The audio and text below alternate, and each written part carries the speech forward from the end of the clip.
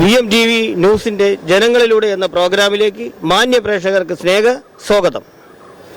2026 election സംജാതമായി. മൂന്ന് മുന്നണികളും യഥാർത്ഥത്തിൽ ഉടുപ്പ് തച്ചിരിക്കുന്ന ഒരു സാഹചര്യമാണ്. അപ്പോൾ ആരാണ് ജയിക്കാൻ സാധ്യതയെന്ന് നമ്മുടെ പ്രിയപ്പെട്ട നാട്ടുകാരോട് നമുക്ക് ചോദിക്കാം.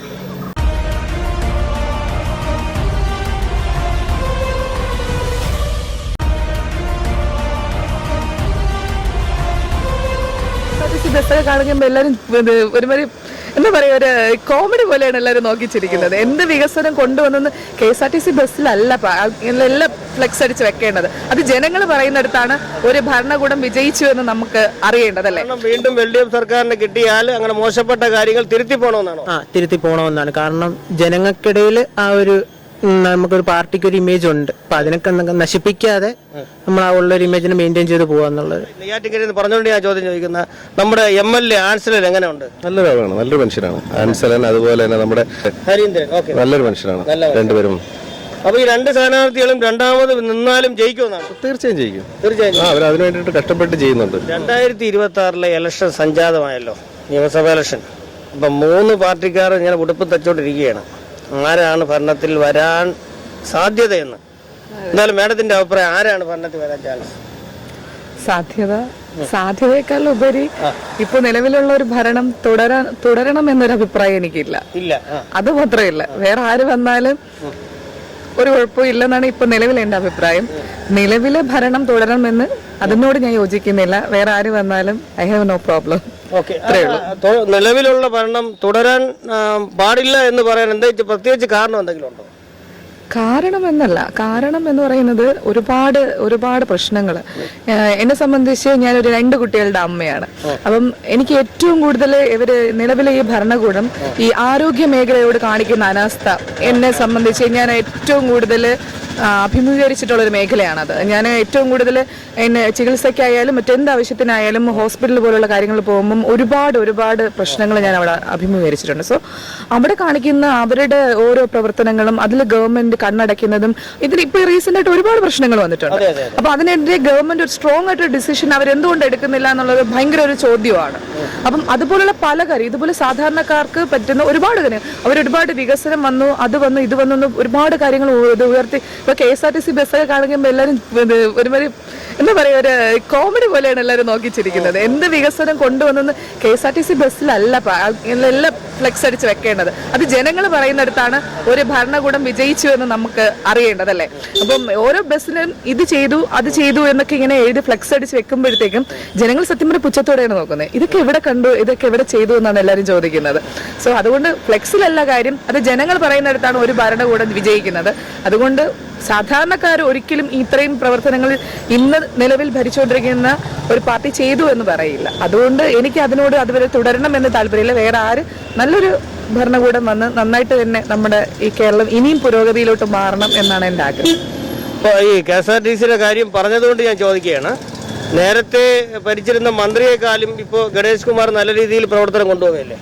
അതൊക്കെ മന്ത്രി എന്ന നിലയിൽ ഗതാഗത വകുപ്പ് നന്നായിട്ട് ഒരുപാട് പുരോഗമനം വന്നിട്ടുണ്ട്, ഇല്ലാന്ന് ഞാൻ പറയില്ല. സ്റ്റുഡൻസിനായാലും ശരി, സ്ത്രീകൾക്കായാലും ശരി, ഒരുപാട് കാര്യങ്ങൾ ഗതാഗത വകുപ്പ് മന്ത്രി നല്ല രീതിയിൽ പ്രവർത്തിക്കുന്നുണ്ട്. അതിന് കാരണം ഒരുപാട് റൂട്ടുകളിൽ ഇപ്പൊ ബസ്സൊക്കെ കിട്ടി തുടങ്ങിയിട്ടുണ്ട്. അതാകുമ്പോൾ ഞാൻ സോഷ്യൽ മീഡിയ വഴി നമുക്ക് ഒരുപാട് ബസ് റൂട്ടുകൾ, പുതിയ ബസ് റൂട്ടുകൾ ഉണ്ടാക്കി അവിടെ ബസ് സർവീസ് എല്ലാം പ്രോപ്പറായിട്ട് നടക്കുന്നുണ്ട്. അപ്പൊ അതെല്ലാം നന്നായിട്ട് തന്നെ പോകുന്നുണ്ട്. അതിൽ യാതൊരു തരത്തിലുള്ള തർക്കവും ഇല്ല. ആ ഒരു വകുപ്പിനോട് ഞാൻ ആ ഒരു മന്ത്രി നീതി പുലർത്തുന്നു എന്ന് ഞാൻ ഉറപ്പായിട്ടും വിശ്വസിക്കുന്നു. അപ്പം അമർഷം ഉള്ളതെന്ന് പറയുമ്പോൾ നമ്മുടെ ആരോഗ്യ വകുപ്പിനോടാണോ? ആരോഗ്യ വകുപ്പ് മാത്രമല്ല, നമ്മുടെ പൊതുമരാമത്ത് വകുപ്പ്, അതുപോലെ തന്നെ ദേവസ്വം വകുപ്പ്, വിദ്യാഭ്യാസം തുടങ്ങി പല മേഖലകളിലും ഒരുപാട് എന്ന് വെച്ചാൽ ടൂറിസം മേഖല, ഓൾസോ ടൂറിസം മേഖല. നമ്മുടെ തിരുവനന്തപുരം മ്യൂസിയം റീസെന്റ് ആയിട്ട് ഞാൻ കുറച്ച് കുട്ടികളെയും കൊണ്ട് തിരുവനന്തപുരം മ്യൂസിയത്തിൽ പോയിടയായി. ഏകദേശം ഒരു 3-3.5 കിലോമീറ്റർ നടന്ന് വേണം കുട്ടികൾ ആ മ്യൂസിയം സന്ദർശിക്കാൻ. സത്യം പറയാൻ അതിനകത്ത് എന്താ ഉള്ളത്? കുട്ടികൾ വെറുതെ വന്ന്, കാരണം കുഞ്ഞു കുട്ടികളെയും കൊണ്ടാണ് നമ്മൾ ഇന്ന് നിയമസഭയിൽ നമ്മുടെ പുസ്തകമേള നടന്നപ്പോൾ അത് ഫ്രീ ആയിട്ട് കുട്ടികൾക്ക് കാണാനുള്ള അവസരം ഒരുക്കുകയും അതുവഴി നമ്മൾ മ്യൂസിയം ഒക്കെ പോയപ്പോഴത്തേക്ക് മ്യൂസിയത്തിന് ഒന്നുമില്ല. അവിടെ ബോർഡ് പുരാവസ്തു വകുപ്പിന്റെ കീഴിലും കൂടെ വരുന്നതാണ്. അതെ. അപ്പം അതുപോലുള്ള കുറെ കാര്യങ്ങളിൽ മ്യൂസിയത്തിലൊന്നുമില്ല. അതൊക്കെ എല്ലാത്തിലും പ്രാധാന്യം കൊടുക്കുന്ന ഗവൺമെന്റ് പലതും കൊണ്ടുപോകും.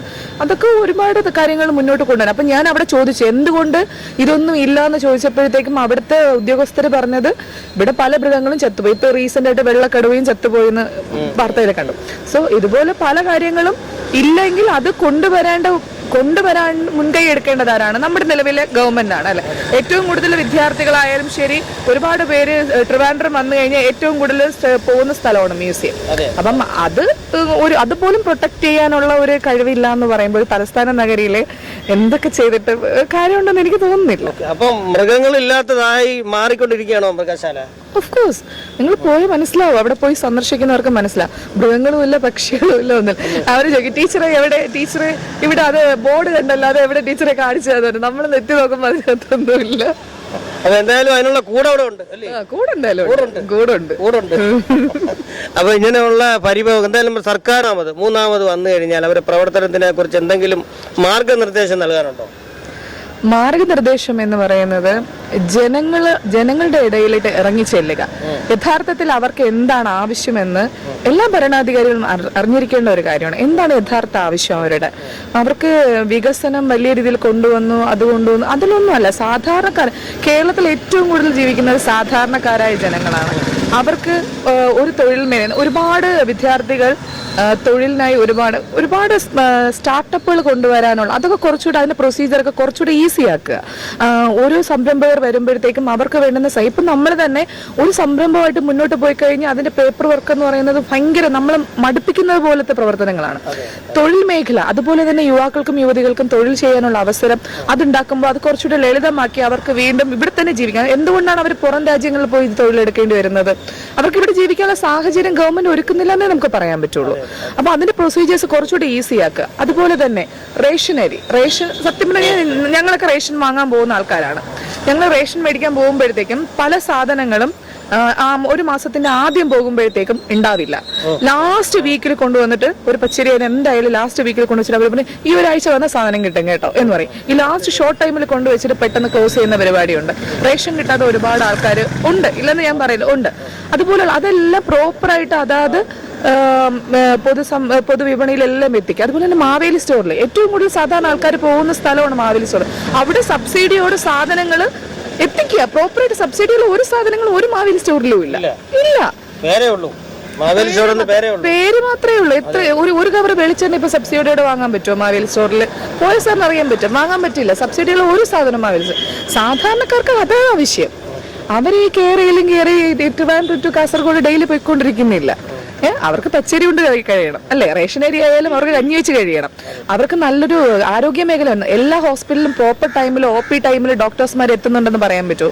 ഒരിക്കലും ഇല്ല. ഒരു കുഞ്ഞിനെയും കൊണ്ട് പോയി കഴിഞ്ഞ് കഴിഞ്ഞാൽ ഇപ്പൊ 2.5 വയസ്സായ കുഞ്ഞാണ്, പെട്ടെന്ന് ട്രീറ്റ്മെന്റ് പോയപ്പോൾ ഒരു ഇഞ്ചക്ഷൻ എടുത്ത് പെട്ടെന്ന് മരിക്കും. നമ്മൾ എന്ത് വിശ്വസിച്ചാണ് അതെ. അപ്പൊ നമ്മളൊക്കെ എങ്ങനെയാണ്? നമ്മുടെ നെടുമങ്ങാട് ഹോസ്പിറ്റലിൽ ഒരു കുട്ടി നവജാത ശിശു മരിച്ചൊരു കേസ് ഉണ്ടായിരുന്നു. അതുപോലെ ആരോഗ്യ മേഖലയിലും എന്താണ് സാധാരണക്കാർക്ക് ആവശ്യമെന്ന് നമ്മുടെ ജനപ്രതിനിധികളെല്ലാം സാധാരണക്കാർക്ക് ഇടയിൽ നിന്ന് മനസ്സിലാക്കി അതനുസരിച്ച് ഭരിച്ചു കഴിഞ്ഞാൽ ഏറ്റവും കൂടുതൽ നന്നായിരിക്കും എന്ന് ഞാൻ വിശ്വസിക്കുന്നു.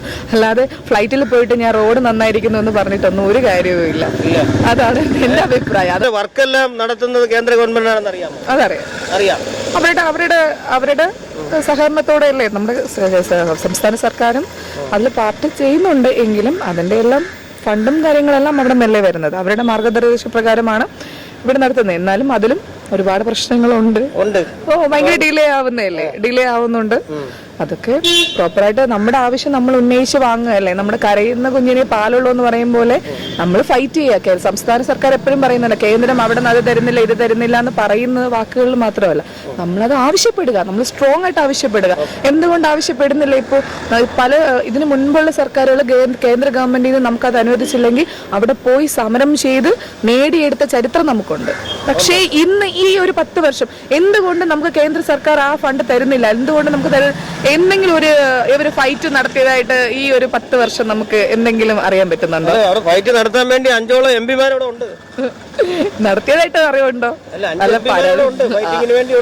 ഉണ്ട്, പക്ഷെ നടത്തിയോ എന്നാ ഞാൻ ചോദിക്കുന്നത്. നടത്തിയത് എനിക്ക് എന്റെ അറിവിലില്ല. അല്ല, അതില് ഒരു പ്രധാനപ്പെട്ട കാരണം എന്ന് പറഞ്ഞാൽ നമുക്കിപ്പോ ഒരു പ്രോജക്റ്റ് ഓൾറെഡി കേന്ദ്ര ഗവൺമെന്റ് തന്നു കഴിയുമ്പോൾ അടുത്ത പ്രോജക്റ്റിന്റെ നമുക്ക് കിട്ടണമെന്നുണ്ടെങ്കിൽ ഇതിന്റെ ബില്ലും ബാക്കി കാര്യങ്ങളെല്ലാം കറക്റ്റ് ആക്കണം അല്ലേ? അതത്രേ ഉള്ളൂ. അത് പ്രോപ്പറായിട്ട് പോകുന്നുണ്ടോ എന്ന് അറിയത്തില്ലല്ലോ. അതായിരിക്കാം കിട്ടാത്തതാണെങ്കിലും ആയിരിക്കാം, നമുക്കറിയില്ല. എന്നാലും സാധാരണ ഒരു ഇന്ത്യൻ പൗര, അല്ലെങ്കിൽ ഞാനൊരു കേരളത്തിൽ താമസിക്കുന്ന ഒരു വ്യക്തി എന്ന നിലയിൽ ഒരുപാട് അപാകതകൾ ഇപ്പോൾ ഉണ്ടെന്ന് തന്നെ എനിക്ക് പറയേണ്ടി വരുന്നു. അപ്പം സാധനങ്ങളുടെ വിലക്കയറ്റമായാലും എല്ലാം ഒരുപാട് പ്രശ്നങ്ങളുണ്ട്. അപ്പം സാധാരണക്കാർക്ക് വേണ്ടിയിട്ടാണ് ഞാൻ സംസാരിക്കുന്നത്. എപ്പോഴും നമ്മുടെ പ്രിയപ്പെട്ട ചീഫ് മിനിസ്റ്റർ പറയുന്ന ഒരു കാര്യമാണ്, സാധാരണ ജനങ്ങൾക്ക് ഈ ഭരണം ആവശ്യമാണ്. അവരെന്തെങ്കിലും ചോദിച്ചിട്ടുണ്ടോ സാധാരണ ജനങ്ങളോട്, നിങ്ങൾക്ക് ഈ ഭരണം തുടരുമെന്ന്? എനിക്കറിയില്ല. സാധാരണക്കാരെ കാണുമ്പോഴെല്ലാം വിരട്ടി ഓടിക്കുന്ന ഒരു പ്രവണതയാണ് ഞാൻ കണ്ടിട്ടുള്ളത്.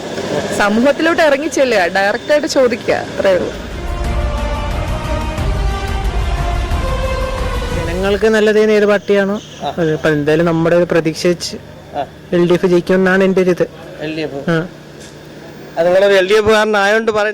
കോമൺ ആയിട്ട് പറഞ്ഞാണ്. കാരണം അവര് ചെയ്തത് നല്ല കാര്യങ്ങളും ഉണ്ട്, മോശം കാര്യങ്ങളും ഉണ്ട്. അപ്പൊ നല്ല കാര്യങ്ങൾ വെച്ച് LDF വരുമെന്നാണ് എന്റെ ഒരു. അതായത് നല്ല കാര്യങ്ങൾ ചെയ്തത് LDF ആയതുകൊണ്ട് LDF വരുമെന്നാണ് നിങ്ങൾ പറയുന്നത്? അതെ, LDF വരുമെന്നാണ് എന്റെ പ്രതീക്ഷ. അതെ, അങ്ങനെ പ്രത്യേകിച്ച് പറയാൻ കാരണം ഓരോ പ്രവർത്തനത്തെ കുറിച്ച് ചെറുതായിട്ട് പറയാൻ പറ്റും. അതെ, നമ്മൾ ഈ തൊഴിലുറപ്പ് പദ്ധതി ആണെങ്കിലും നമ്മുടെ ഈ വീടക്ഷണപ്പുറക്ക് വീട് കൊടുക്കുന്ന പദ്ധതി ആണെങ്കിലും എനിക്ക് തോന്നുന്നു കഴിഞ്ഞ സർക്കാരിനെക്കാളും കുറച്ചും കൂടെ കൂടുതൽ അവരാണ് കൊടുത്തിട്ടുള്ളത്. അപ്പൊ അതെല്ലാം കൂടെ വെച്ച് പിന്നെ ഓണത്തിനുള്ള നമ്മുടെ ഒരു പാവപ്പെട്ടവർക്ക് വേണ്ടിയുള്ള കുറച്ചുള്ള പരിപാടികളെല്ലാം കൂടെ വെച്ച് LDF കയറുമെന്നാണ് എൻ്റെ ഒരു. അപ്പൊ അതിൽ തന്നെ ഈ തൊഴിലുറപ്പ് പദ്ധതി ഓൾറെഡി കോൺഗ്രസ് കൊണ്ടുവന്നെന്ന് പറഞ്ഞ് അവർ പറയുന്നുണ്ട്, കേന്ദ്ര ഗവൺമെന്റ് ആണെന്ന് പറയുന്നുണ്ട്. എന്തായാലും അതിനെ മുന്നോട്ട് കൊണ്ടുപോകുന്ന കേരള സർക്കാരാണ്. കേരള സർക്കാരാണ്. അപ്പം എന്തായാലും നമുക്ക് അത് മാത്രം ചെയ്തപ്പോൾ നമുക്ക് അതിന്റെ ബാക്കി ഫോളോ അപ്പ് കാര്യങ്ങളും കൂടെ ചെയ്യണമെന്നിട്ട്. ശരിക്കും പറഞ്ഞാല് നമ്മുടെ ഒരു പ്രവർത്തനത്തിന്റെ ഫോളോ അപ്പ് ചെയ്യുന്ന ആളാണ് യഥാർത്ഥ ആളല്ലേ? അതാണ്. കാരണം നമ്മൾ ഒരു പരിപാടി തുടങ്ങി വെച്ചിട്ട് കാര്യമില്ല, അത് നമ്മൾ പൂർത്തിയാക്കാനുള്ള കാര്യങ്ങളും കൂടെ നമ്മൾ നോക്കണം. അതെ അതെ അതെ അതെ. അപ്പൊ എന്തായാലും നമ്മുടെ സർക്കാരിന്റെ പ്രവർത്തനങ്ങൾ 100% നല്ലതെന്നാണ് താങ്കളുടെ അഭിപ്രായം അല്ലേ? 100% നല്ലതെന്നല്ല, അതിൽ മോശം കാര്യങ്ങളും ഉണ്ട്, പക്ഷെ നല്ല കാര്യങ്ങളും ഉണ്ട്. അപ്പൊ അടുത്തൊരു ഭരണം വീണ്ടും LDF സർക്കാരിന് കിട്ടിയാൽ അങ്ങനെ മോശപ്പെട്ട കാര്യങ്ങൾ തിരുത്തി പോകണമെന്നാണോ?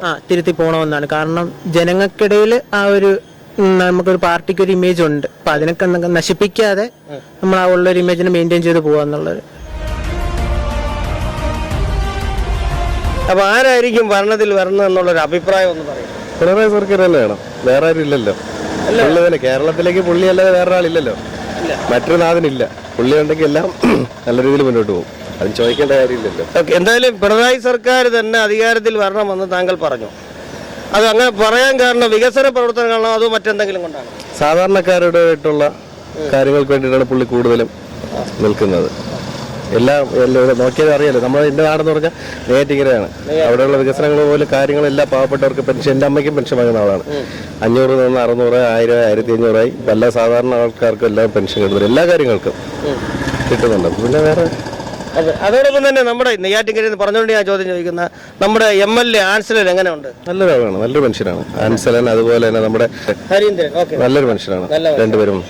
അപ്പൊ ഈ രണ്ട് സ്ഥാനാർത്ഥികളും രണ്ടാമത് നിന്നാലും ജയിക്കുമെന്നാണ്? തീർച്ചയായും ജയിക്കും.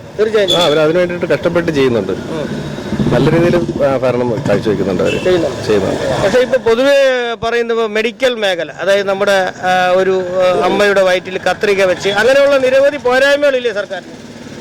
അറിയില്ല, ഡോക്ടർമാരുടെയൊക്കെ പ്രശ്നങ്ങളല്ലേ, എല്ലാവരും നല്ലതല്ലല്ലോ, ചെറിയ ചെറിയ പ്രശ്നമുള്ള പണിക്കാരുണ്ടല്ലോ.